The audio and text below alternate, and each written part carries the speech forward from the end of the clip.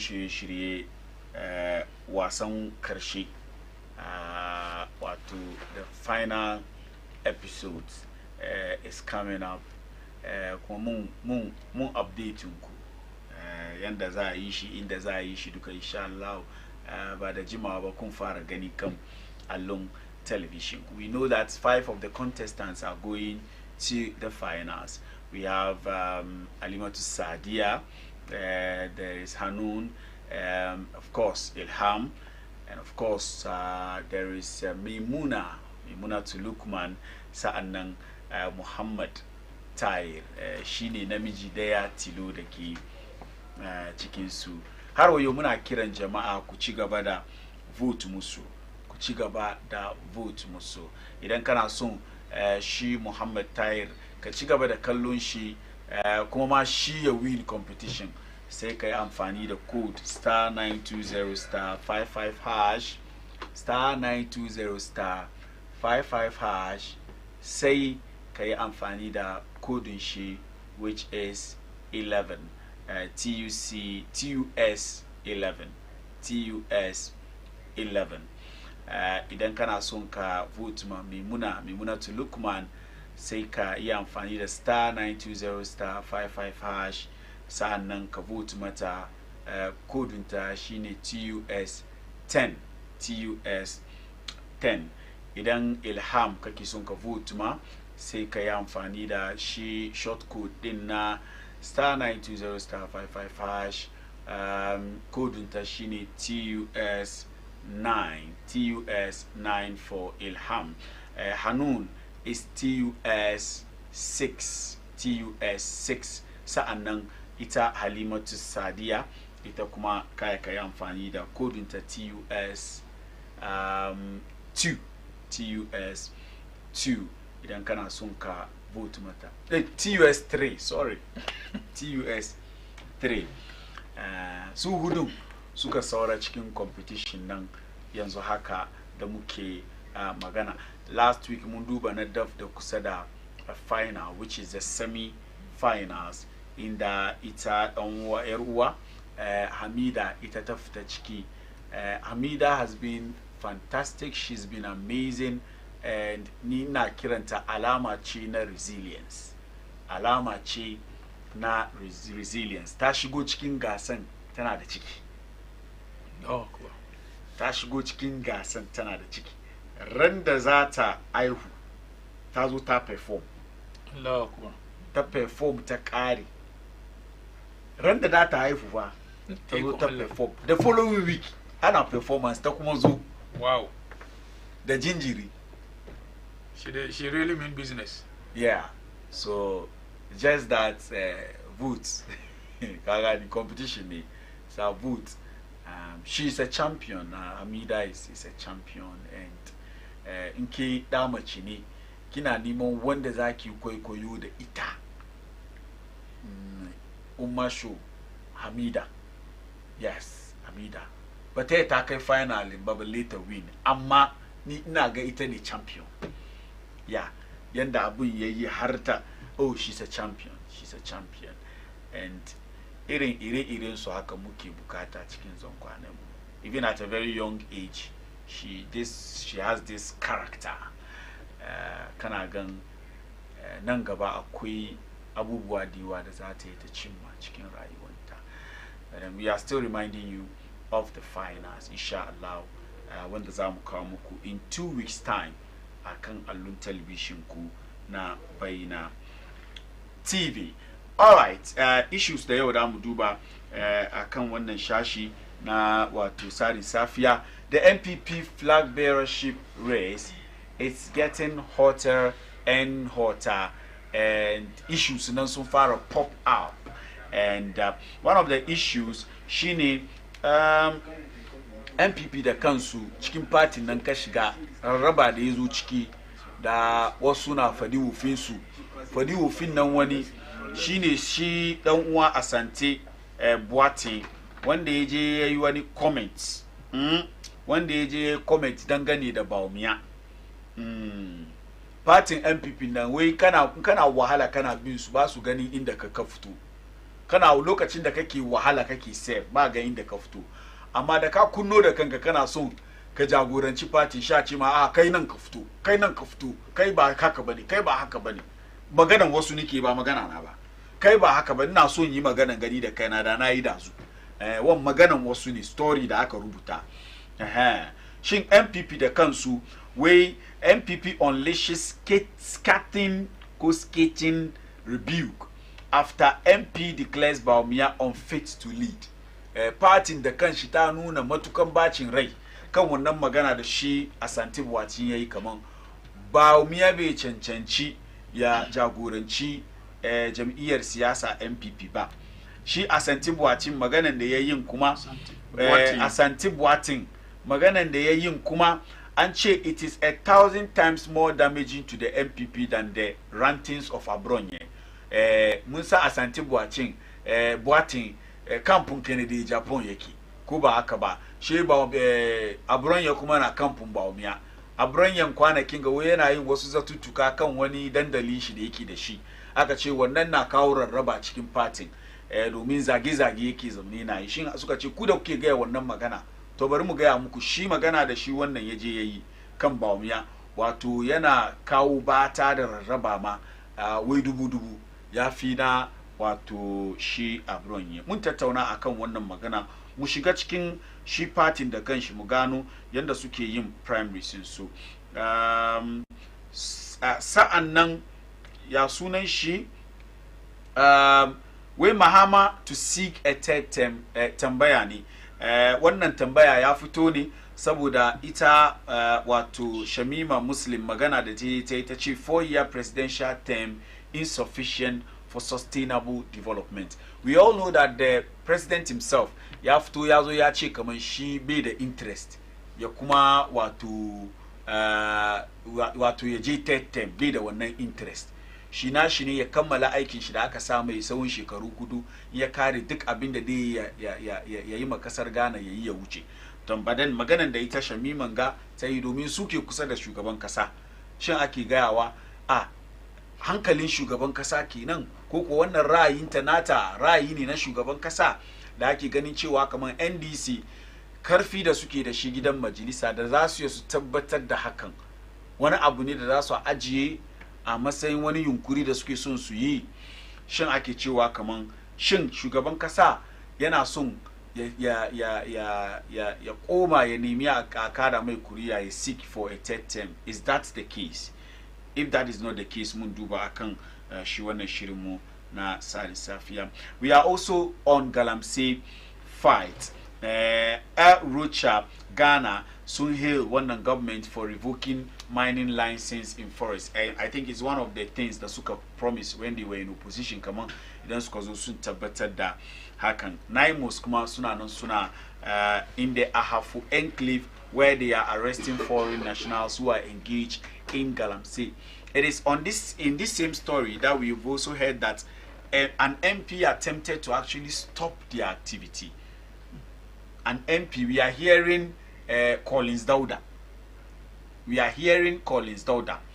And if it's indeed true that Collins Dauda ya dauki wannan mataki ya hana Naimos yin aikin su, I think that President John Dramani Mahama, President bai fit da shi matsayin shi as MP, but President John Dramani Mahama, he should try as much as possible ya bar Collins Dauda ya yi nisa da gwamnatin shi. Maybe it's alleged. Shi na ce inda gaskiya ne, inda gaskiya haka yake. It is alleged nan politicians kuna doka kuna brikite da ido mu. Ai magana kaji wai it is alleged kuma abin an yi ne. Wanya ye money din se waye. Ena enye MPP for na eboni din se onno ye. Naimos for na eka. Naimos for no so ye ni bebi a omufiri. Aha. Emufiri. Why the tea Naimos? Say abai na tea. Abai na tea ye. Abai na tea. Nti omu nkutwa ntrom emfa ntu mini MP so se waye bibi a wonye. Ye nimu dada se ye wo NDC mpenimfo a omu Galamsey no mu ye bi. Ye nim se ne na tete no na akufo ado aban no mu no na ye wo mpenimfo bi a omu ye bi no. Saa na Mahama brain so ye nim say NDC penifo no bi ebi eno de ye ne ye ka omo anomoka so government ya kafa ya sunan shi hukuma da aikin su ne su je su hana yin galamse cikin gandun daji sai aje ana kori su aje ana kama sha samu wani ya tashi wai shi gwamnati shi ke power shi zo ya saki su yazo yana prevent. And I'm saying that if it is true that indeed Collins Dauda, with all his experience in politics, will go and do that, then he is not fit to come anywhere near the President John Dramani Mahama government. Well, these are the matters that will not allow us to talk about the fuel reduction, the IKE, the surfing, and the credit will go to John Mahama. Because we wake up this morning, average you couldn't pay through 11 CD 50 pesos. Average you couldn't diesel 12 CD. $100. And we are not talking about that simply because a certain MP has decided that Anayi Yaki against Galamsey, he will go and stop the arrest of Muyagu Mutandoski Bategandu Nendajimu. And these are the people we call honorable. These are the people who call honorable. So I'm saying that he is not fit to come anywhere near the government of John Dramani Mahama, and I'm happy he's not part of the Hajj board anymore. If it is true. But we allege ba. But allege ba. Mumamunche, if it is true, muimaganam. If indeed is true, then me, I'm happy that he is nowhere near the Hajj board. Today, this morning, the people of Katamansu called and they are complaining about the fact that for the last 2 months, Ruwan Sube Zua. All because of Galamsey. Because we have to ration the water. Because Katamansu they supply water to the western or western part of Greater Accra. But now because in the Suzu Ruwan Sunkifto Waya Bata, she says Araba na eastern part na Abasu. So 2 months barua. It has to take the MP of that area to be supplying water to households. And you have another MP who is in the forest near a river body that is supplying dams. Agara Rua Abamusha. He is enabling Galamseyers to do Galamsey.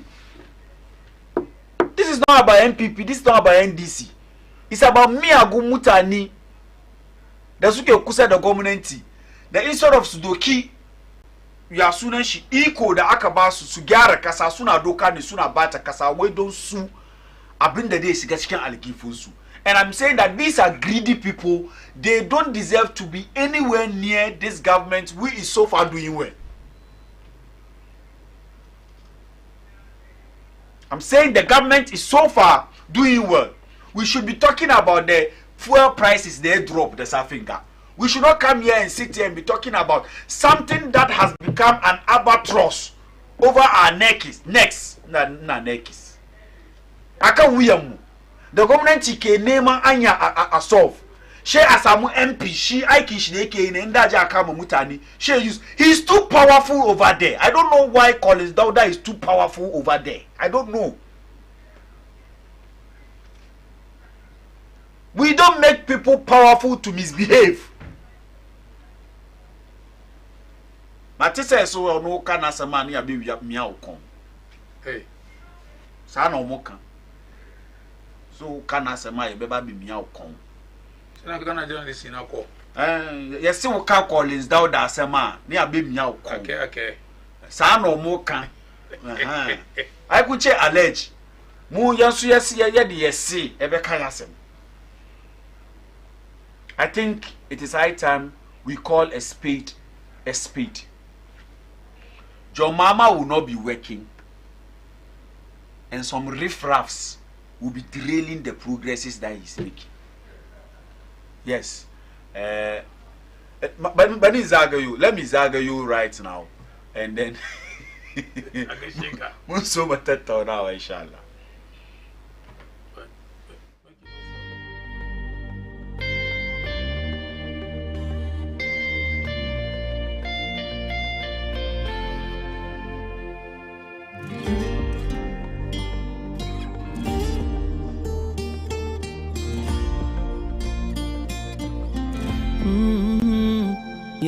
يا من صليت بكل الأنبياء يا من في قلبك رحمة للناس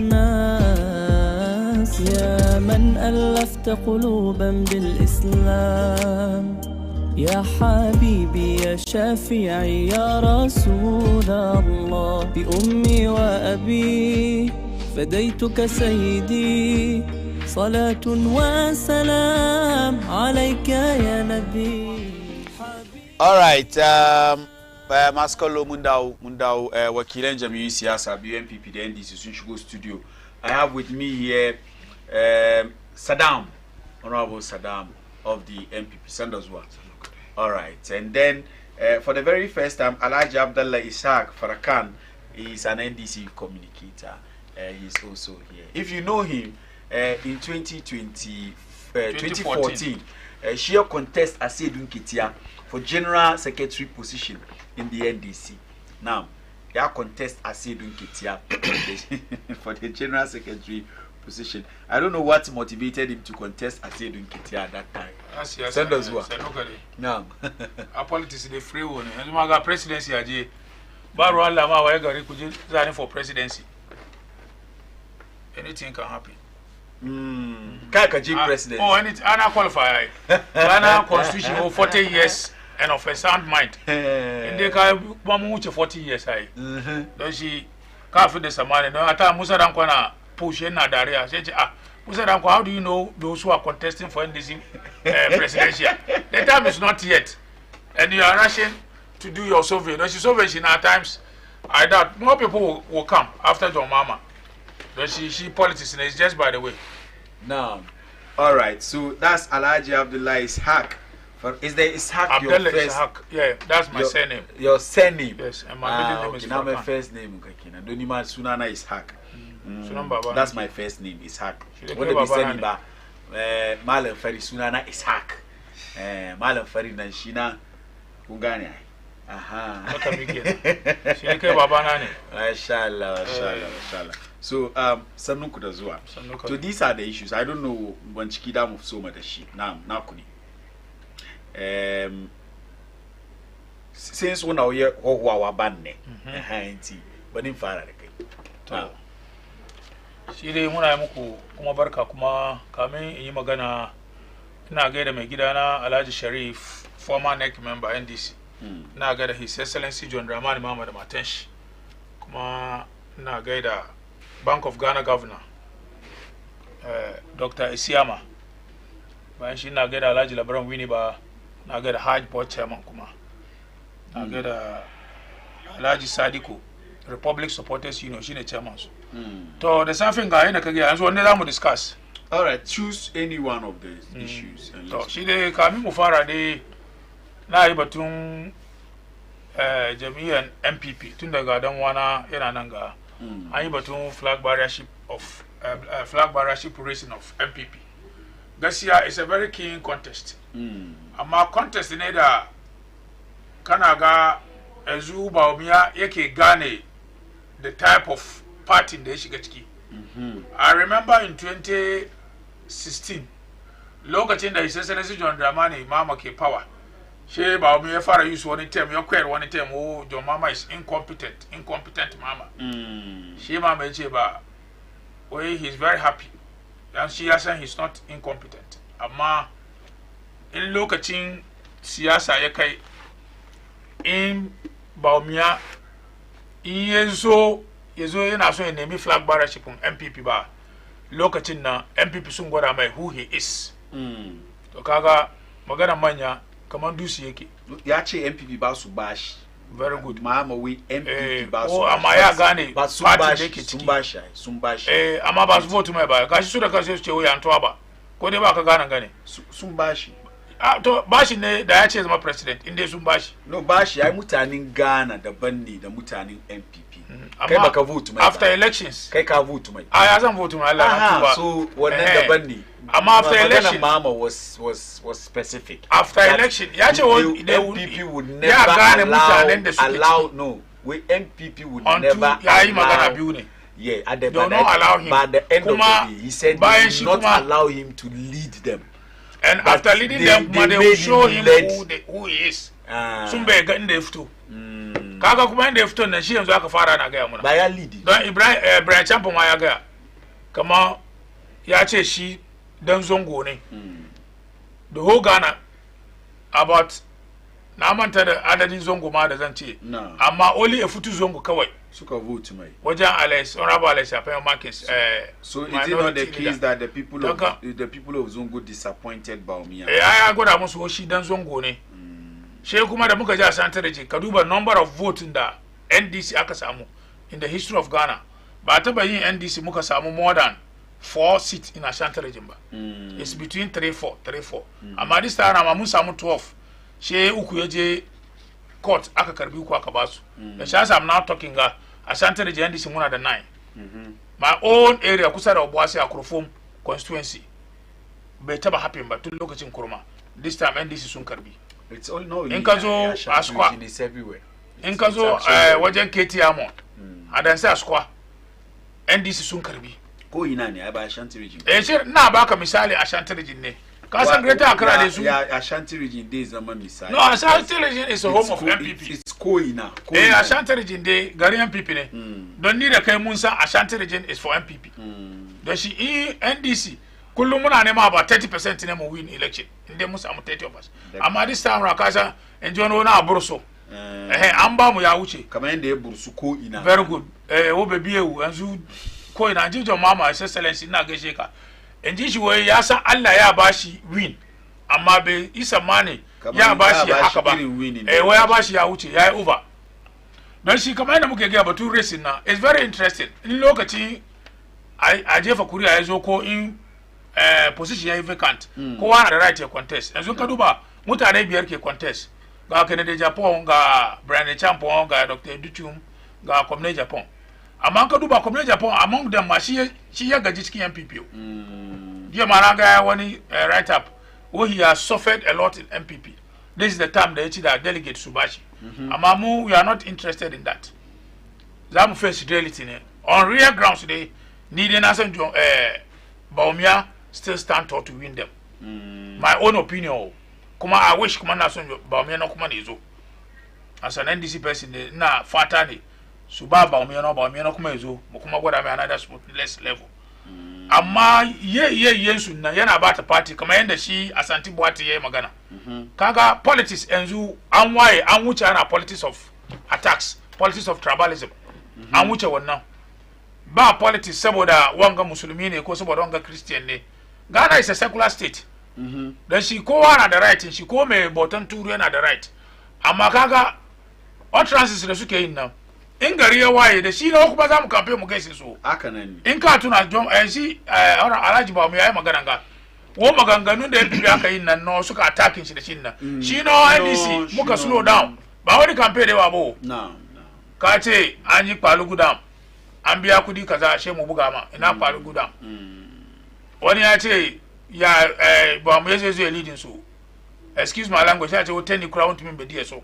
sha buga ma da shi kai tani ne kana na in wuntumin bedi wasu an ba dan wanka tani ka support shi ko ba ka support shi da shi akwai utterances ba as an advice na be need inda muka kai in politics nga muna yin tribal politics you can vote for Bawumia not because he's a Muslim or not because your mama is a Christian but you believe in his policies fine shi a ci gaba da end of the day in aka yi fada aka ce wanga kaza ne to gobe in wannan person ya zo ya win ka je kuma ka je ka ga mutane magana ga nan ba haka bane kaga that is problem with mu politicians amma ya ci mu waye ya ci mu gane wadansu ababa wani utterances na nan she kai shiru sai rinke ta yaji wani magana sai I salute you wai in karuka biyu na fada she kaga karen da ke kuwan nan ta kan ba kashin nan bakin shi wanda kashin nan ke bakin shi ya shiru don shi ma ya kuwa kashin ya fadi da haka ne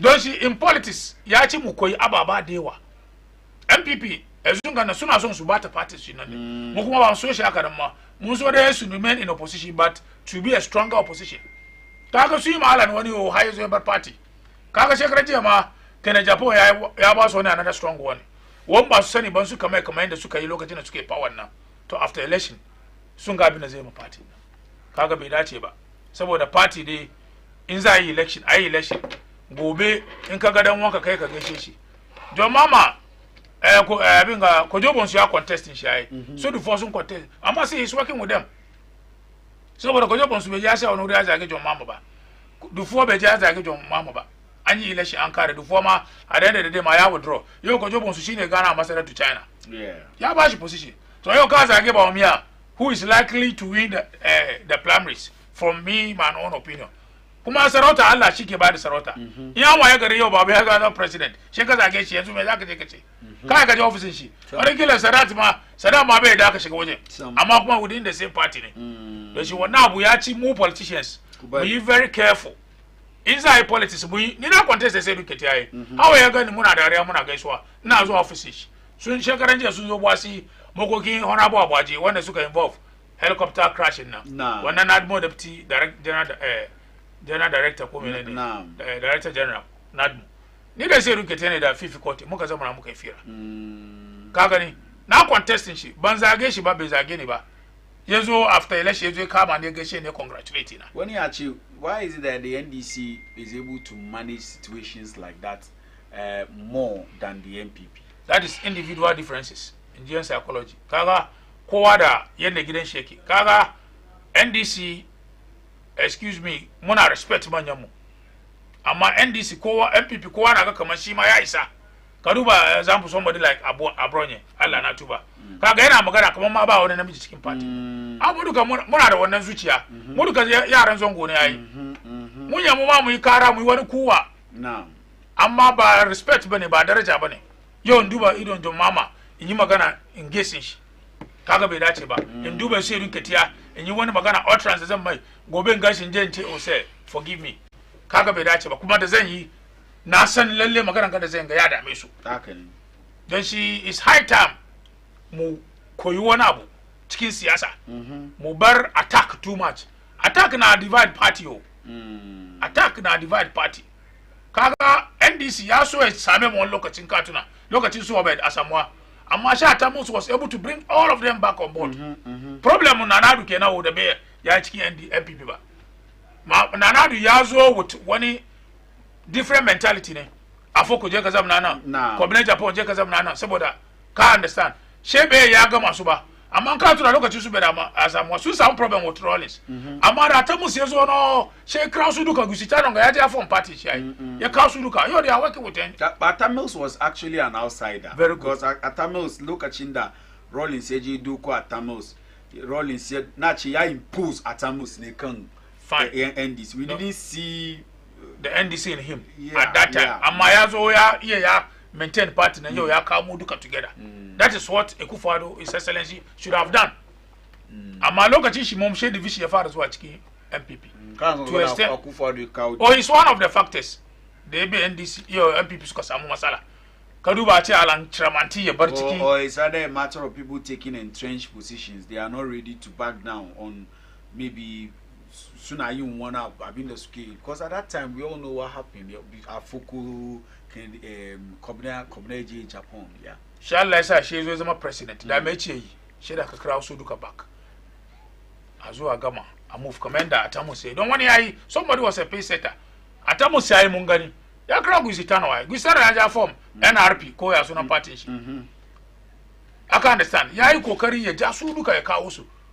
don shi party ba ji ko one vote count na'am mutum guda influence shi yau muna zamanin nan ganga wani ya ji ni wani ya ji Saddam wani ya ji malam fari wani kala yana bolgawo amma da ya ji ka fa malam fari wa aje nan da gudu zai bika ka san mu especially mu da muka zama politicians in za yi ma election wani sofo ko wani sofo alhaji shekara ga ya za mu yi she mu ja ku sai da kuke no to yau na ce mu bi inda mu bi na dole me shi ya bi I remember na da wani aboki banyan buga sunan shi kan TV MPP ne fa kuma me kudi ne yaron buwasi ne amma yana state ma she rafa ne shekara ne da dare 2 days to election wai alhaji adan uni ya fara mai wasi mantu amma NDC ya ana wani wa convince na rafa ne yana mamaki o she rafa ne na tambaya na she ce mai yiwa ya ga abin da gane ka san shi business person why tax ya mudi tata no se the MPP ya mudi ko dollar be ya mudi ko no timu nim na sa mutu ema MPP na musa ba power me mo bia 1 city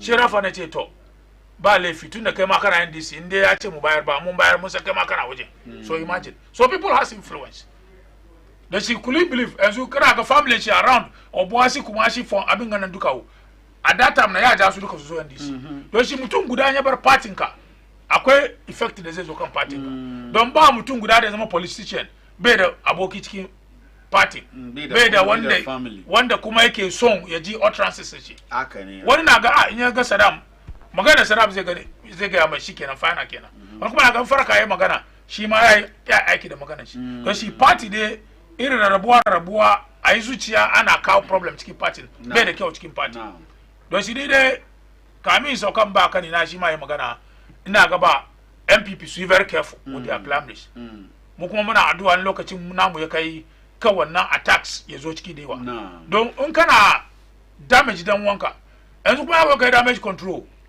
individual dai ko a listener dai da an ce kamin ka jin na ya je nisawo kuma wata kada lokacin da ka attack bawumiya ko ka attack dan wankan nan wanda suka ji a that time nan a dama tira moment in za ka zo ma ka apologize ko ka ce ba haka bane ma they will not get that information back sun yi bata sun kare da shi mu da advice da zamu ba yan wayen mu MPP ne opposition da ya zama shi na da karfi amma ka doki hushi ana bata party don in ba su sabon hankuri ba party sunan suka yi wasa after election ya bata ma yafi yanda mu muke samani. All right, mun gode kwarai Alhaji Farkan shigo ciki. Bari gada kai gada yana Farkan kuma mun yi kwana biyu da mun gamo daga Nita FM from that na mun kuma cross ba do ya samu power yasa bai ne man kan ko power switch ko ba mu wani muna bai ne man kan shi yasa with regard to yaya ba very yaya samu kudi yazo sai forget dole yaya ne kan shi yaya kudi ya kwace ne kan ko san ga da hard working MP na honorable ya Patrick Bama ngai da kakamu komai mu national chief imam Alhaji Usman Dr. no Sharubutu ngai da sarakai yau kan koyi central duka especially sarakai night market da fadama ngai da MPP fraternity na bari ngai da Moses Abo, the incoming national organizer of our great party, ngai da Mandela, Rita Akra Mandela, incoming, God willing, regional youth organizer, ngai da incoming national youth organizer, Chris Lloyd, ngai da JFK of our time, we have to maintain JFK for a prosperous party. We know what is happening in our party and we need JFK to put things together, inshallah. Wait, oh, inshallah. We protect for organizer. We protect. You see, I believe in the grassroots work. We protect constituencies that comprises to region to national, and that can give you power that you want. So I want to still be at the roots to push. We've served as the youth for almost 12 years, and now want to step ahead, take the organizing position. That will be it will add up a responsibility at the top level. Then we'll push. Inshallah, we'll get there. We can't go central, we'll maintain the power. We will never give power out because, inshallah, Boama has proven that he's an MP for everybody, not just for the MPP. Yes, inshallah, we will make sure 2028, a lot will happen in MPP. With regards to Abindeke happening, let me take it from there. The Shani Atamos now. Shani Atamos the number of me bad different chicken. The way our party is, some of our hierarchies are handling Baumia, and now Atamos bad different chicken. Now, chicken party so they have to do anything to survive in the party. And if you want the most hard-working vice president so far under this Fourth Republic, definitely you can't take out Baumia. Kana neman yaro zongo tu ya kace ilimi ya chimai kai shi ne Baumia. No vice president John Dramani Mahama being vice ko wanda yazo wuce he is the most impactful, very active in every aspect, impactful, and it's like, let me do the general way. Me in the Fourth Republic, so Vice President Dr. Mahmoud Baumia, if you have somebody like Baumia, he's a treasure. that you have to hold with your two hands. MPPs, we should rise. Mugangaskia, Kamubari, Imuna Haka Haka, Mugangaskia. Yo, ya NDC na manken wanga campaign. Kazama wuri wannan fat man kawami wanga.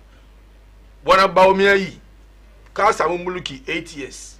Yo, na magana ga wani wuri mishi ma dito here Saddam. You are getting deep into politics. Nace yes. In ka san gaskiya, ka duba kuma bin ga gaskiya ne ka fadi shi kan da yake. Na fadi man shi kaman gajiyan the CEOs, the appointees of Nanado Danko Kufaru ke gajiyan ga duka because of selfishness, sir. Selfishness as in what? Ask yourself, how can you appoint Farkan for 8 years alone? Is he the only person who brought the party to power? It's in that very case, in a chin, but to know how we are say, oh, I bring my ambani 8 years, I bring ambani 6 years, ambani 4 years. Yeah, it's a nature gajian that you can get. So for Muna chickens gajian. During Kufuor's regime, let me use Kufuor's regime as an example. During Kufuor's regime, 2 years, 3 years, reshuffle. 2 years, 3 years, reshuffle. 2 years, reshuffle. One time, Madam Farkan minister, ni minister, kai minister ni. Nazo na iwana aiki nanga 2 years. Nafuta uri kazo uri as replacement. Uri mbele kyo ba omis. O chale bayanka abato, zoka jara bayanka. Ko wanga yabi nanga zoka sa uri. Ko before you leave there, somebody was so. It's aka naka jara bayan mutane. It's bayan after Kufuor kaga ba samu wanga skirmishes ba. Aka ni. So one long process, long appointment from because of what? Selfishness, hatred, hypocrisy. Party ba aiki mutungu da bane. Ken de ke rigima ke par ba use power na trade mutungu ba ken kama eje mu duba binde de sam. Ko 20% be sam. Ko 20% be sam. We are protecting the party. We don't hate anybody. MPP we are kuri kufarka abinde ke happen now strategy ni wasu na bayan ken so na support party mo wasu na bayan ken like the annan suka ce yadi hawo na jicin ko so hawo na kwa usum pa u da ne dishe sanity hawo na kwa da ne dishe so sum pa so you can't tell us baumia Asantina is mad. That man is mad, I'm telling you. You can't say this as an executive in a party. This word should come out from your mouth.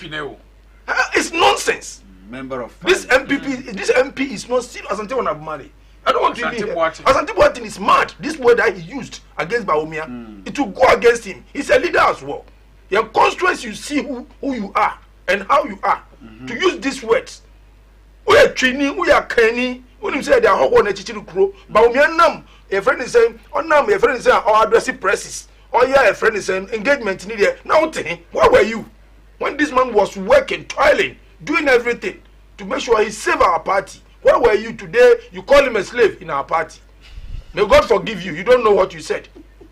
May God forgive you. You don't know what you said. Inshallah, Bawumia will sail through. Bawumia will become a president tomorrow. MPP. Bawumia will become our next president, whether you like it or not. You can't seize it. God has ordained for Bawumia to become president. Mark it anywhere. Kubaru wanabu. Kuna bata muna party. Kuna baru muna gajia kwarai. We will finish this and go back and plead. And do damage control. The same thing last elections. In one touch about Bawumia blame in a bani haushini. Kazamatskin party 8 years. John Dramani Mahama, His Excellency. After 8 years in opposition, you win election the 100,000, just 100,000. And 2 something million MPPs did not vote. Ask yourself question. And stop accusing Bawumia. Kutambeka mukama 2 something nanda don't 1 million masum vote ma that mun win elections. But because achi baba yaraba. Selfishness, hatred, hypocrisy in the same party. How can you form a strong front line? It's about one number of attack. Whether mun so munki Allah ya kadara inshallah Bawumia will win these elections. Whatever. Musuma would ya end this Ken campaign, Mubak Ken power. I said 10% Bamusam 10%. I said 10% Bamusamu. We should see what is happening. We should know what is coming.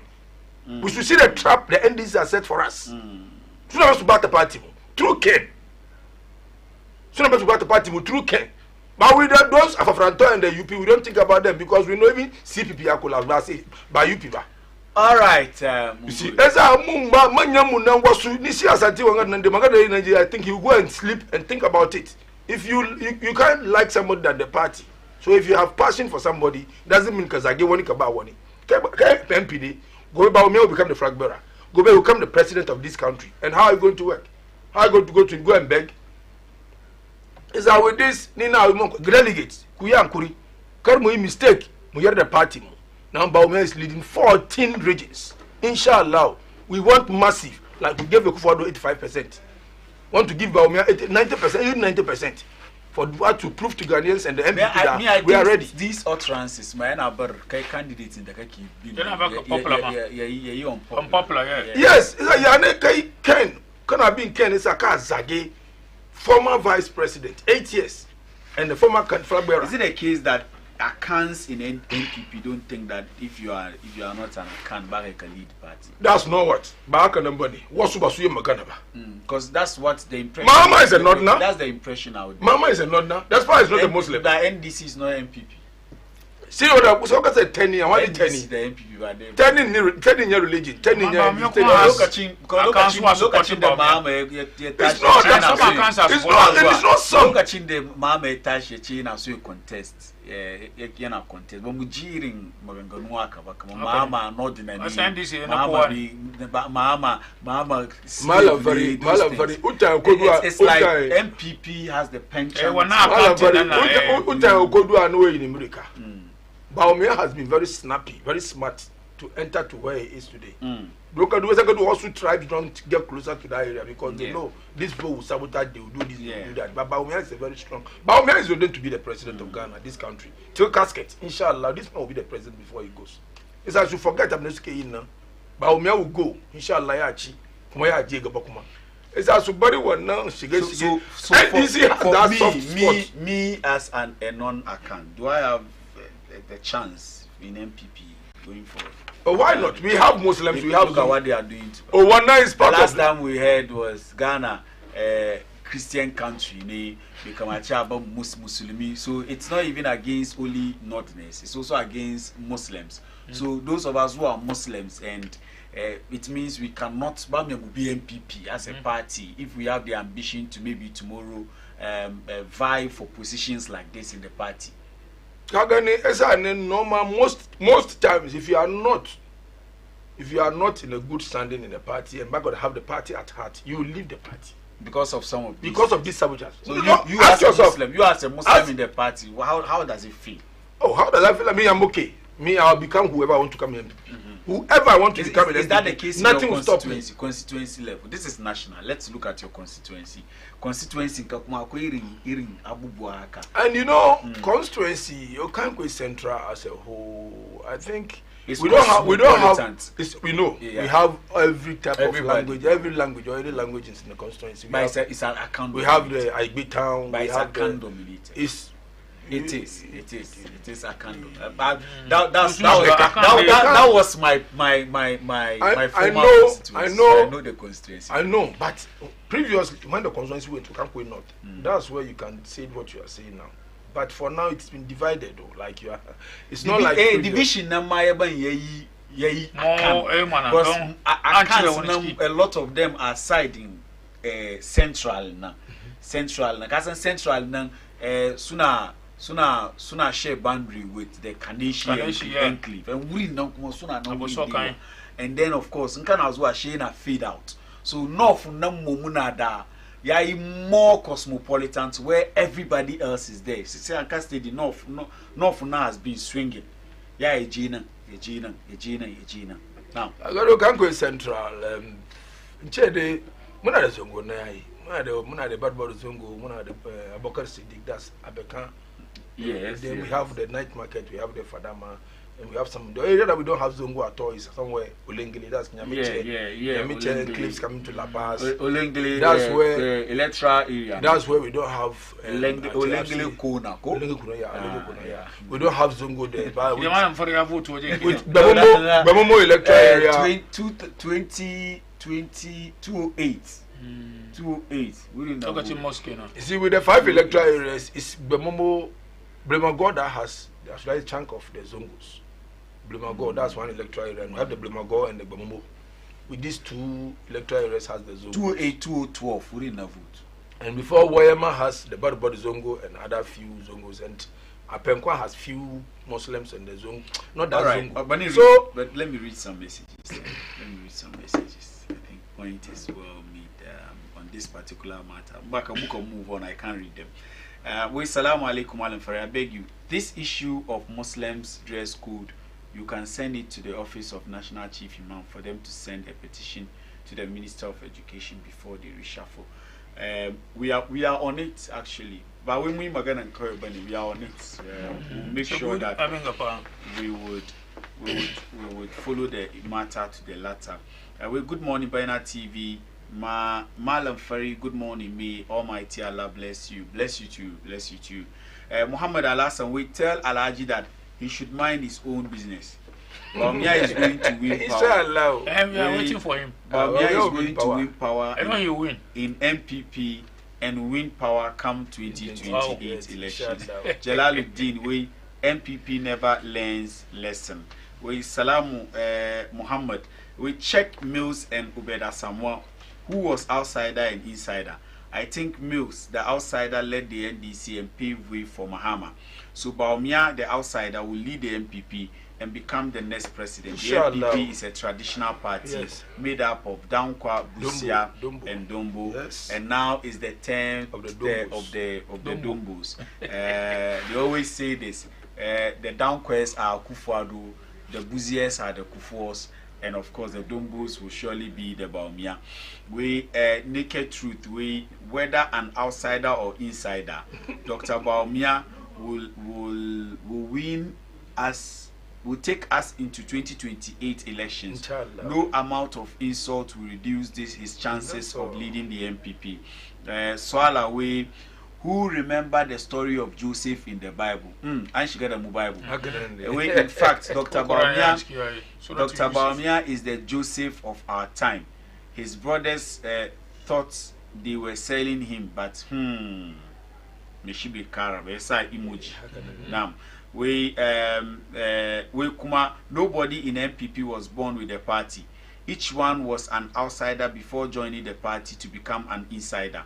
Dr. Bawumia is primus inter pares, and he isn't the only presidential candidate who has been defeated before.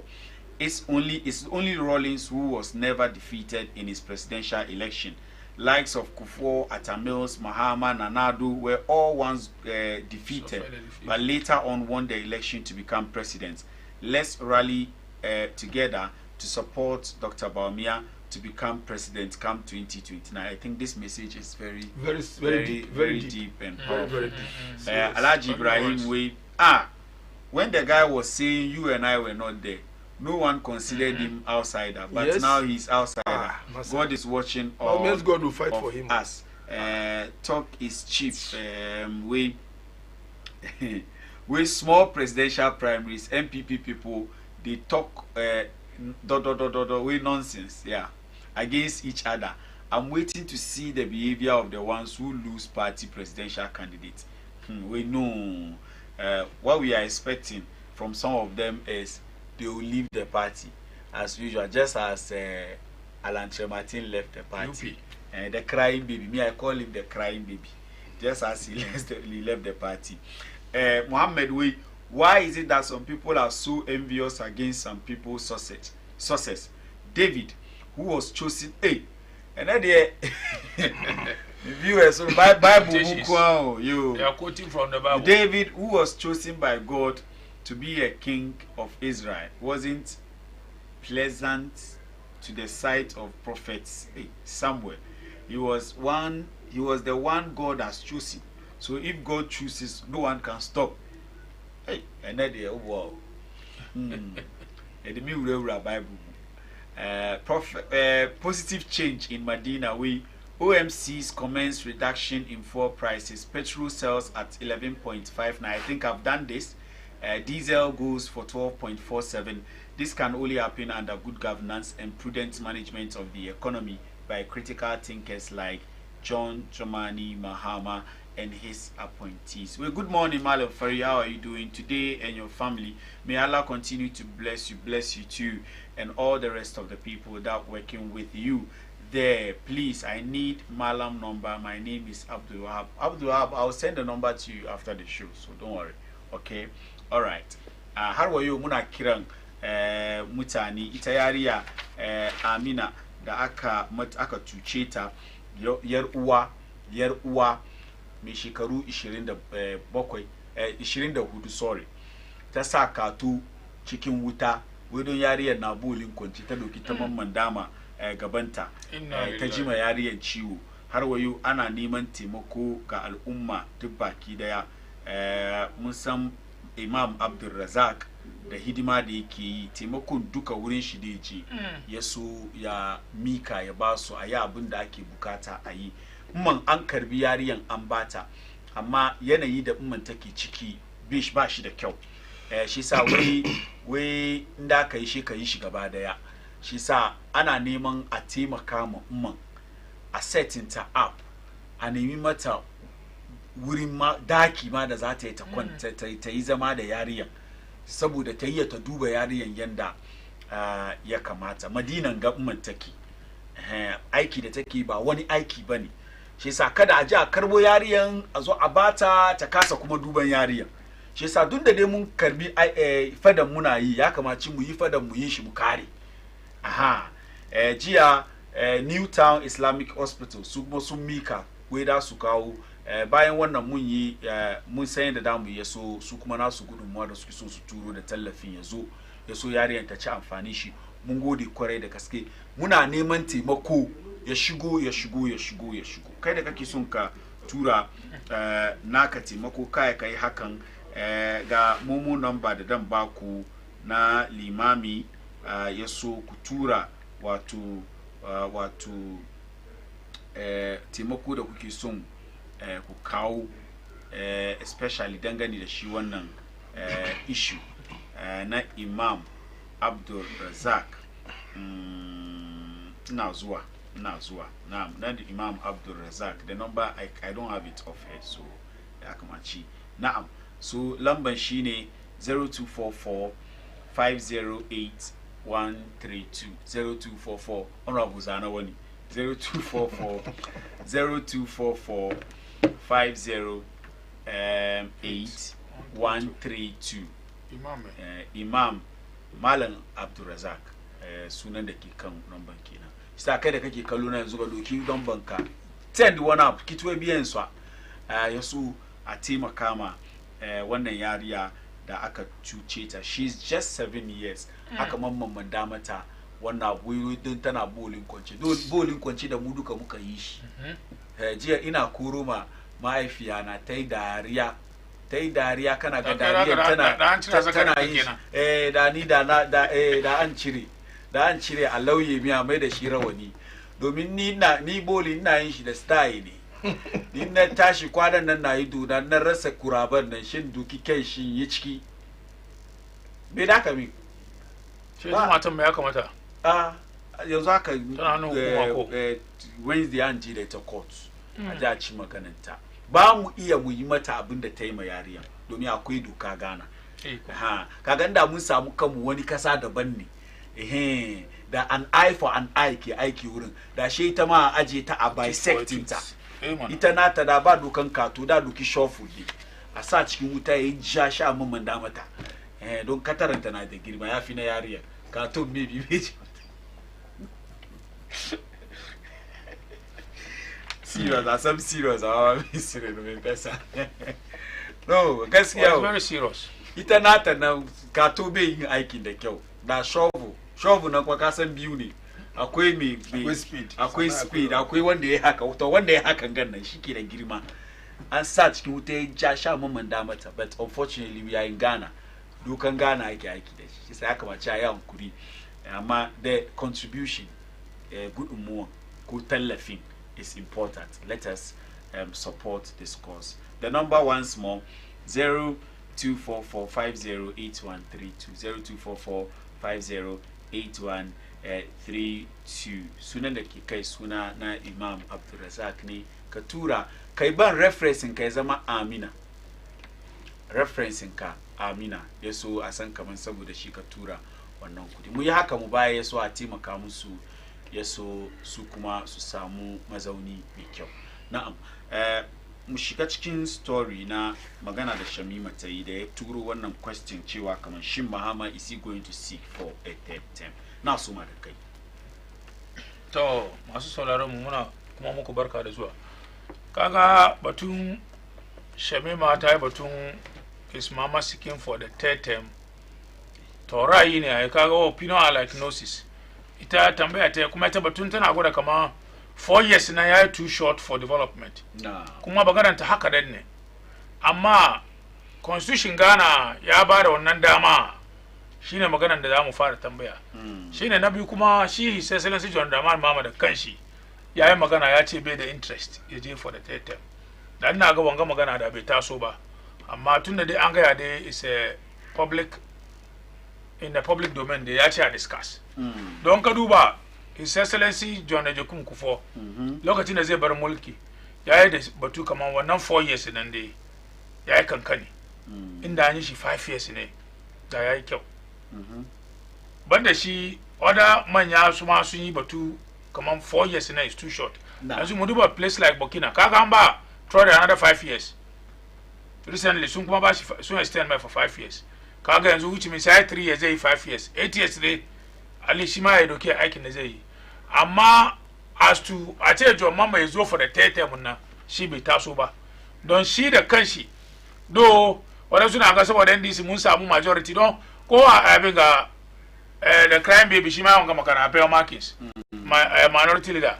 o John Mahama mutanen da ya samu na yana so ya take advantage ya doke ne mi for the third term which shi ma ba shi ma cikin plans shi don shi da kanshi ya zo ya yi magana to a waye gari ya zo kuma zai ce za shi third term bai ma yi maybe ya samu change of mind amma bai yi John Mahama we know bai da wannan interest ka san shi ba leader da Allah na tuba don shi ke jada mulki bane kaga ba president zai ji dadin sarauta o haye zai ga sarki ya ce mai tashi ka gaishe ni kaga John Mahama bai wannan is that the case power drunk kenan in power ya ma dadi ba wai sarki shi da shi na da wannan level ba in power ya ma dadi wasa yake yi da sarki in power ya ma dadi amma John Mahama ban sama ya yi power corrupt haka ba power bai mai dadi to power drunk haka to extend kama zai zo ya ce ya nemi teten ba do magana ta ga na haka nan ne in dai ma an yi to be in the near future all right regular bayan John Dramani Mahama parliament sun yi su pass one act kama no next president regular ya yi 5 year term 2 ko a ce sai siya a wadda su ma na yi 7 years kamar faransa wannan ko Cameroon ne one of the countries suna yi kamar 7 years very good don shi mai yiwuwa in the near future na ya yi happen mu ma mun support saboda development ya je a yanzu ka duba aikin gada John Dramani ke yi kaga misali zai samu kama a ce 5 years ko 10 years ne haba in ji ana wadda gana bai karabe da an zo a duba mu amma lokaci bai ba shi wannan karfi after 4 years aikin shi ya kare don shi shawara ne ko ra'ayin wani ne amma ya yi kyau inda in the near future whoever will be the next president inda an yayi wannan law amend constitution shi ba matsala in amend an ce next president ya ci 5 years for 2 terms ko 6 years for 2 terms kaga 12 years ne at least will be enough for a proper development. But is it about the number of years that are coming? The number of years that Rollins ya attack Ghana. Rollins ya ba dewa. Masa ba kai ko compare ko what Rollins apart from Nkrumah. Ezu John Mahama kuma ne zo yake beat record. In your opinion. In my opinion. Okay. Ezu John Mahama shi ma zo yake beat records abinga Rollins. Don ko duba yake na Rollins ya mana. Masa muna yara da 80s ba ka ga sadi gari yayi. Wani kai ka ga tina fa gari. Duka ya zama smuggle. Rollins ya yake. I can understand. Rollins ya zo yi ainihin adadin shekaru da Rollins ya kan mulki. Very good. Ashe na ce longevity shi na suke compare the other countries da shugabanni su suka yi adadin lokacin da Rollins ya zo ka transform the entire economy. Amma Rollins ya kokari. Transformation. Rollins ya kokari. Ka duba muke yara. Rollins left a hippic economy. Muke yaro. Hippic da shi kufu ya kawo hippic. No, he left everybody ya bar hippic. Amma shi ya declare hippic ai. But he Told me ne kufu da bare. Ba shi ne we are more than hippic. Na zuwa. In there we are to go there. Na zuwa. Kufuor only told us the state of the economy. He didn't bring HIPC. Then she was getting HIPC. Rollins. That's the truth. Yeah. No, it's not. It's he not left a HIPC. That is your opinion. HIPC. But when Rollins was there, Ghana was not in HIPC. Please, so were we benefiting HIPC when Rollins was in power? Can I make a point? HIPC, it's highly indebted poor country. Kufuor came and met a highly indebted poor economy. And who sent us to HIPC? So the HIPC is a program that if your economy is in that state, nka declare kanka kaga gaskiya kaman this is how my economy is. Kasashe da suke bin ka bashi. Shi su ce mun yafi maka bashi. So yazo ya iske economy haka. That's the economy, the state of the economy. Yazo iske bashi ya sa Ghana HIPC ba. The economy was a It wasn't true. Oh, why? No, everything that I've said. So if it was true, so why didn't Rollins went there? Why don't you want to tell me Kufuor was more Ghanaian than Rollins? So Ghana, Rollins knew the state of our economy at that time. One option ni. So and we were still moving. But it doesn't. What was Ghana debt at that time to that of when Kufuor was going? Kufuor will even send us more and more poorer. And you look at even what Kufuor left. But that's not what we are talking about. No, we are talking about this. We are poor. No, we are but talking if you have money, why should you go and borrow? That's not what we are talking about. We are talking about that subject. I'm telling you that Rollins at the time Rollins was Ghana wasn't Ghana's so poor. economy was a highly It wasn't highly indebted. If it was highly indebted, this is the fact. And Rollins would have declared. This is the. So you want to tell me Kufuor is more Ghanaian than Rollins? No, but she didn't declare. So was it declared? That's the state of the economy. And why didn't we go to HIPC at that time? And he was benefiting. One guy HIPC toilet, Kufuor was not benefiting. Is our economy and today? Some of our debts were cleared off. Is our economy today better than Lukacha Kufuor? Oh, far better. Is it Mahama that? Oh yes, Mahama's magic. Is it Mahama that's making this declaration, or is a fact? I mean, the Kiajini. Mahama the dollar. Mahama has improved our economy. Oh, we should do this conversation. We are difficult. I'm saying that situation the economy in Ghana kichiki yo the mudu kamuke Ghana yo na the surfing Ghana bottom couldn't pay through the akaregi dollar the cedi the ya how shima ya karfi ba Mahama days we ga min kaman cedi mu ya karfi shi sai economy mu na sai kan kafan shi ba ni da nake zamne na sani na gani. So if we say Ghana's economy at that time was a highly indebted economy, it is not Kufuor who come and declare that. Everybody knows. But Kufuor only went and joined a program that Kedoka and I help such economies. So Rollins is a fact. He left a highly indebted poor economy. Whether Kufuor has a car bashing, that's a matter, a subject we can discuss for another day. But what we are trying to establish here is that Rollins left a HIPC economy. That's a fact. And Kufuor did it better. By being a HIPC. That's another subject you can talk about. That is your opinion. Yes. I don't see. It's not Rollins. This is not Rollins an opinion. did very well. It's a fact. Rollins, I can day. Because at that teenage, chicken 70s, 80s, the Rollins take over.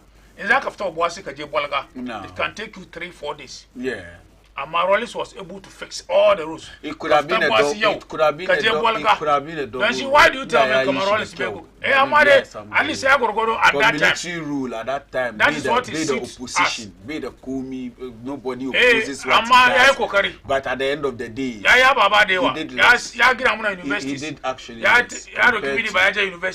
Every president constructed a university. Those who had limited terms. Those who had limited terms. No, Akufo-Addo Yagina local government university at Akumadan. You don't know. So I'm telling you. Don't answer Atamus University. But I'm telling you. No, I'm just told you. You never know. You will not like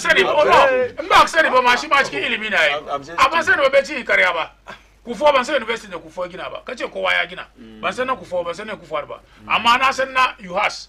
Nasana Suyani wonder. You see, don't introduce. You see, what you are trying to do is that. Can also come the achievements in Tamils. Na Rollins. Kache Rollins. UDS. Kache Rollins Yagina universities. That's why you think your Rollins. She Rollins go university. Fine. So in this case, back aside Atamils as an example, Kabatris pointing Rollins. Because we are talking about Rollins against the rest. Kai kana go the command back. Hey, Kufo Mayai. Na Kufo Bansani ba na Kufo. Kana yanzu na Kufo ka ga kace. Kace ai wani akuma da kore. You let me continue. Don ni na san da Kufo za shi ina abinga. We continue. Let's continue. Gari kuroba wana ya suno waje. Let's continue. Yeah. Ama be yayi ba. By still under. Don shi zan ba shi credit amma da wanda kage yana akuma na manta ba sani ba. Wani ciki. Da shi na je kuma sai na je duba. Mama yin. Kace wani ciki jama'a bai don mama shi bai university ba yi wani bai ba da shi yanzu shi ma zai zo ina shi don na shi na ta musu na je continue ata musu yayi na sunya ne University of Alliance ya kuma yi voter registration ka san na voter na kuma Akufo-Addo ya duka abin ga ya Akufo-Addo ya mama you are seeing ka san Akufo-Addo that's the biggest infrastructure there your mama zai zo shi ma ina shi you see when we are doing the political no you are right let us put some sincerity to it you see. It's not just about. But you are refusing to give Akufo-Addo the credit of also continuing what Mills started. You are talking about what Saman Kuri. You are talking about what Mahama is completing, and you are giving him the credit. I didn't give credit to Mama. You see, when you are talking, relax. You talk about not Krobo. Complete. You did. You said it. You just said it. Complete in a mills. She didn't know I was wrong. No. You see the conversation. When we do the conversation like this, it doesn't help anybody. I'm telling you, it doesn't help anybody. It's like he has no banter, and I don't want it to be. No. I'm listening. You were saying that Rollins. You are talking about Rollins. That he did what? She nina rushi to economy. I didn't even talk about infrastructure. I was just saying that he left a HIPIC economy. Which I didn't agree. You didn't agree. I want you to prove to me with data, statistics. But you are not doing that. The only thing you are doing here is that cash shift have been to infrastructure. No, yes, always part of the That's not what we are talking about. Economy is not only one. It goes up, it cuts across. When we talk of health sector, when we talk of even chieftaincy, when we talk of economy, when we talk of education, they are all it. So Rollins be samu lokaci da dama. Oh yes, samu time. I just like about da ya daga kasanga dauka kasanga fiye da inda ya bashi. Ya ci da yi mo. Ya ci da yi. Ya ci da yi mo. Kowa ya ci mo. I thank you very much. Ya ci mo. Well, very agani kaka expect. But anything positive about MPP, you just openly, unless like you are defending, maybe accept. We're not going to propagate. It's part of the NDC. It's amazing, though. It's amazing. And like people like us, Mama ya, even Mama ya, Mama begin one ba. At least Akumada is good. You remember him. Akumada, Mama ya US, Mama begin the biggest one. The extension number. Mama. Currently, as we speak, Mama na complete. Na young indaki kasan kurobonga. Akufo-Addo started. Akufo-Addo start. Mama na complete. Now the biggest infrastructure there. It's one about Akufo-Addo. The biggest infrastructure. You talk about legacies. Yeah, so let us give credit where credit is due. This morning I gave Mahama a lot of credit. And he's working. Yeah. So the way I want the discussion to go is that 1 year up. You decide. You can decide. Last week. Now you universities like the university. So much there. Even when in the Nigeria, the kind the status that we have as a university, it was Kufo during Kufo's time. That's Ghana Institute of Journalism. Yes, you upgraded it to university. He upgraded it to university. So I'm about to get a university. I'm about Guinea because the argument is not what Takamu Guinea Abashi. If you give the credit to Nazwa, if you give always give the credit to the one who started. I'm also talking of something. No, we are talking about the same. I mean, UDS in Akafarashi. Was it upgraded? Yes, it's a French university. So, but it doesn't take away. Sudan is a French university. Kotare is a French university. That's what we are talking of. We are using a boom. We are not talking when you make the upgrading. conversation like this, that's what I'm saying, Saman. Oh, no, yeah, it's a boom okay. mic. That's what I'm telling you. So I'm saying that you are talking about UDS, Rollins Yefara. But the UDS you have today is not like that when Rollins built it. So unganche UDS Rollins Yefara. Mills Bezo, Sheshikmezo Gina UDS. Yeah, open, yeah, bude. You have to give him the credit for doing that. Like so Bagakache don't Rollins Yefara. She's a co-way Ike Karaka. You won't give the person the credit. When we do that, we are not doing this. Nobody is saying he built it. So that is it. Yeah. No, nobody's saying he built it. Let us have a decent conversation. And they were shaking about fine. Well, with regards to Shamima, I'm a tight Tambayani. She's not supposed to be this hypocrite because so far the country I'm gonna be the one interest. Yes. And the interest in constitution day yes, I'm coming yo. And NDC, John Dramani Mahama. In base my be in a proof Ghanaians come he love Ghana. They had a chance and they make a lot of amendments. The day to make Ghana go back kill us on Shikai. Come Magana the Yaring at Tainga. What I mean it in a Tana Tabanga in John Dramani Mahama. How could you allow him to? She said, no. If she's a lady. Let him Please continue.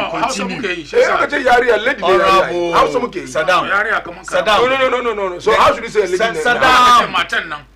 Saddam, you are not listening to me. I say continue, don't listen to me. I beg you. The show is becoming distractive. I don't like it. Is it Shamima? Taka view come on, John Dramani Mahama can repeat another 4 years because 4 years now is very less. We've known since this Fourth Republic who are 4 years. If you have it in here and you want to do, you can do. But long term number, John Dramani Mahama has been the vice president before, has been the president before. Sitting back for 8 years, coming back again is a learning process. He's supposed to learn anything political. Because the fundamentals we left for NDC. And that somebody who won in 2016, IMF. So if you talk about legacy and leadership and how good structured governance, it's about for those governance. 2017, but now, 2017, NDC left you an IMF economy. So because we all saw how good the economy was, just like we are. And we also left the same thing to them. Yeah. So it's good. We didn't left them. They also left you a very good economy. So he used a good word that magic, the Muhammad, but magic body. The fundamentals were good. We left IMF couldn't look about one. So now one part just last 4 or 5 months, 2 or 3 months, so it tells you that the fundamentals Muhammad is building on today, Mumuka Badi was not legacy. Whether we like it or not, like we did 2016, 2017, we took over from them during we were in IMF and we managed the little we met to build something good. So in latter part, we hope and pray. Come on, your name Messiah. Is that not the Abu Dhabi okay? Come on, like without the IMF, then the two parties you cannot manage our economy. Anytime the NDC is talking about something good that has happened to our economy, it is when we are on an IMF program or we are just exiting an IMF program. Anytime an MPP is talking about something good that is happening to the economy, when we are on an IMF program or we are exiting an IMF program. So the two of you is like, come down. We start something from somewhere. And go IMF and the IMF for 17-18 years, and it has been a case for Ghana. Though Allah the He has blessed us. He has blessed us with resources that we can use to manage our economy. But ask yourself, who is willing? Resources. So who fail? Let me tell you, the two parties failed us. No. Yo, in one nature, NDC, IMF for the most useless party in NDC. So with this gold board thing and the money that this gold board is making, if you add up some few resources that we have, Kaya can manage. Kaya can call me. Recently, where in terms of volume, gold in the muka tatara as country, Yazulu Kachinkuni. Zusunzo gold board de sus kakafa.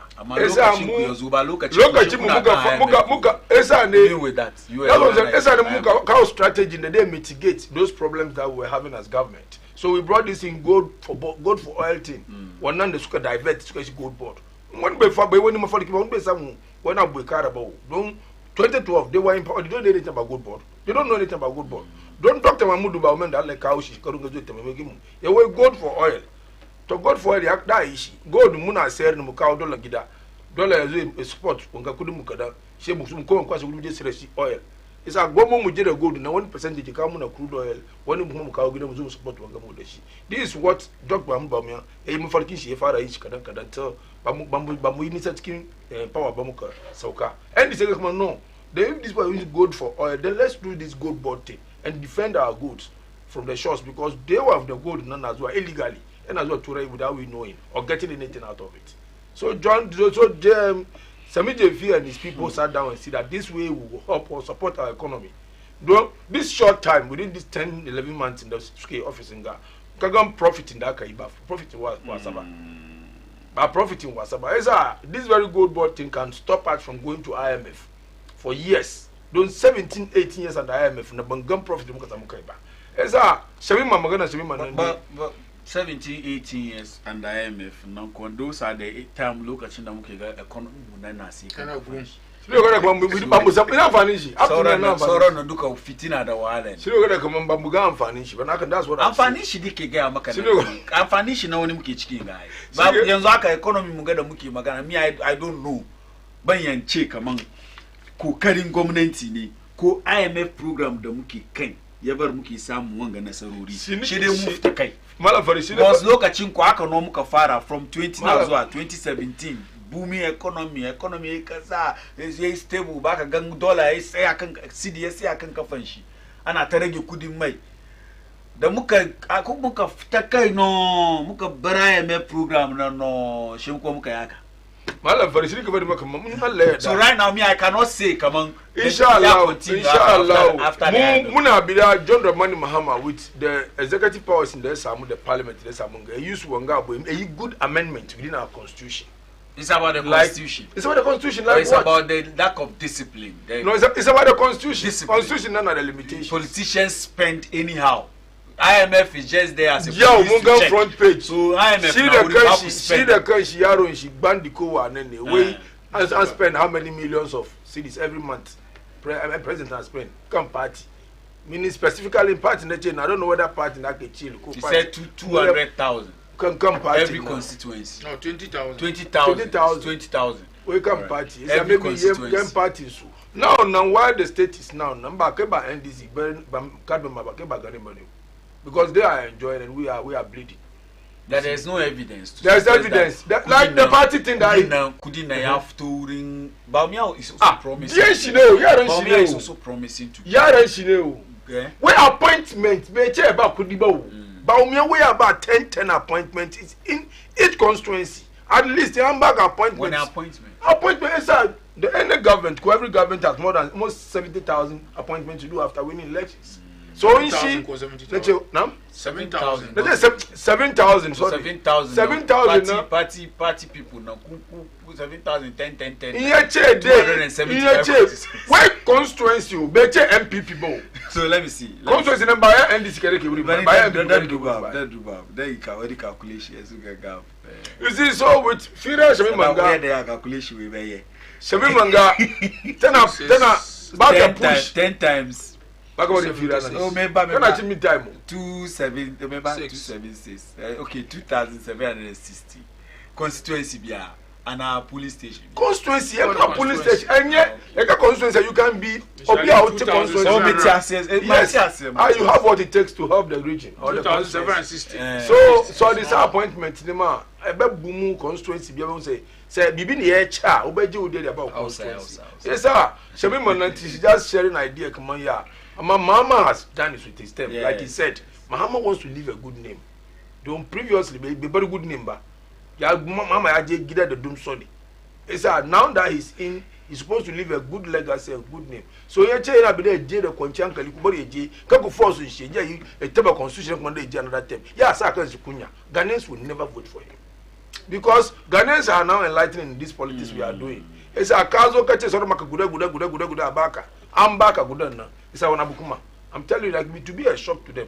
They like soon as soon. So but the Ghana is my heavy. So him say mama aje kuma. Soon gun and I've been there a ringa. All right. They should rather go through the constitution and say if they can add 1 year to any government who will win next elections to continue from there, but not Mahama. Wait, assalamu alaikum, Baba Fari, Suna Malam Fari. May Allah be with you always. I'm Mohammed from Kumasi. I need your number. Yeah, maybe after the show. This is not constitutional, and our constitution says no one should go more than 2 terms. Simple. So, are you changing the constitution, or you are bringing NDC constitution? He's asking Shamima. Adnan, way Mahama will go for election 2020 is simple because there is no law in Ghana that forbids him to do so. Secondly, he is living in his mandate, and Ghanaians want him to conclude consolidating the gains for Ghana before he retires. We as Ghanaians support his 2028 bid for president. So that's it. I don't know. Let us final words. Yes, Mutash. Look at you, Miyake. I'm going to say go. Ba look at you. Na hit but I'm going to say that. Matuna de. Ba look at you. Okay. Let's wrap up. Come on, yenda she brother na get. Oh mama ya bar Dumso legacy, which is never true. But I'm coming about 2016 election. There was no Dumso. Election when you there, there was no Dumso. There was Dumso. Mama as well fixed Dumso. There was Dumso. Akai 2016 election. Mama Dumso. MPP ne da ku bari munga kun bar mu da Dumso. Free SHS. Amba ku free SHS. Energy minister running mate ko zai ce muna in dai Dumso ya zo mu je mu kawo timetable mu. Kuma kufo na ce kufo otumfo o se tutu na me body ana ma sorry ye kira na po na po right of no ko off ma asem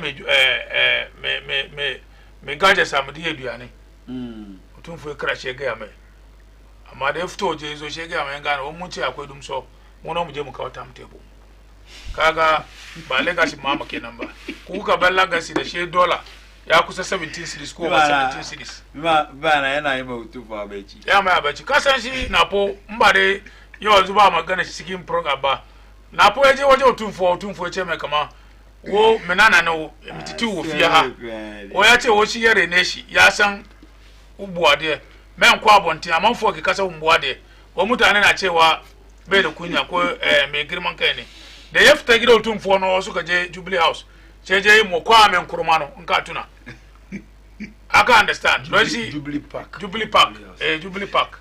Correct. Thank for correction. Je wo mu kwa men kurmano. Ka gane don shi na po shi na shi daban ne.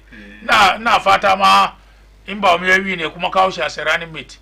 Ko dai kun sake magana gidan ku ne. Ko za ku ba fati ko amane. Na jo mai gidanka is one of the potentials. Annan suka ce abuji sai shi na shona fanso si ude no ho na de ko no ngade magana ba 11 no mo ye mo ni wa ndisi mo you think wani mai gidan shi Patrick Boama don shi ma na ji suna ci final ways don shi kamin kare de na ga da excellency John Dramani Mama na ga da Alhaji Sharif na ga da Alhaji Sadiku da Oroya kuma regional zongo kokos shi kuma ya declare tension shi kama yana son ya je for national zongo kokos Allah ya bashi sa'a to barin gaida hard working Dr. Mahmudu Alhaji Mahmud Dr. Baumia gaida shi kuma inda yake duka Allah dai ya kama shi ya protect shi kan da yake rike da shi haka nan no do insha Allah MPP where we've gotten to is up to here Baumia will save us from the stress everybody each and everyone as our candidate is far better than any candidate NDC will bring 2028